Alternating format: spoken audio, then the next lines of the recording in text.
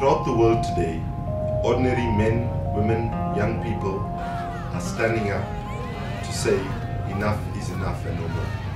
People are desperate about the growing levels of corruption, the threats posed by climate change, which is affecting food security, access to clean water, and the fact that many people around the world today live in absolute and extreme poverty.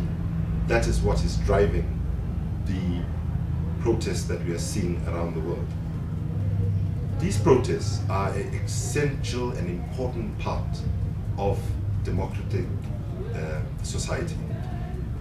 When people get together to say that we are wanting our governments to act, to change, and so on, governments should embrace this. Governments should not be threatened by it. They should listen to their people and allow those voices of change to be heard and to be respected. What we see though is that increasingly governments are using repression and are silencing protests, and in fact this sometimes is what actually leads to some of these protests leading to some small measure of violence that actually happens around it. Now, especially to young people, my message is, let's be clear. Action speaks louder than words, no doubt, but peaceful actions actually speak louder.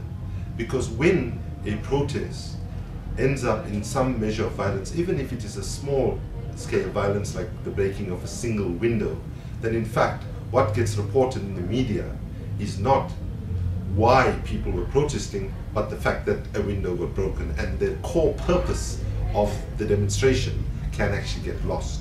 So however frustrated people might be, however angry people might be, however impatient and fed up people might be, all of which I and many people around the world understand and respect, but not to be able to control that sense of frustration is in fact self-defeating.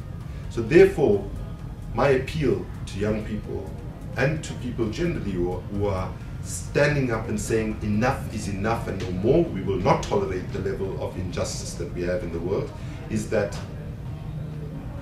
continue to mobilize, continue to broaden the base, continue to exercise your right to the freedom of association, expression, and assembly. These are fundamental democratic rights, but understand that violence is ethically, tactically, and strategically flawed. Ethically, because if we want to create a different kind of society, that society should be built on dialogue, love, and respect. And if we cannot control our anger, and however legitimate the anger might be, it means that it gives ammunition to those that don't want change to be able to say that we are not legitimate. What I would conclude by saying is that this is not a moment for pessimism. This is a moment for optimism. Because as Mahatma Gandhi once said, first they ignore you, then they laugh at you, then they fight you, and then you win. Dear brothers and sisters, those with power are not ignoring us, they are not laughing at us, they are fighting us. And the fact that they are fighting us might mean that we are just one step away from victory.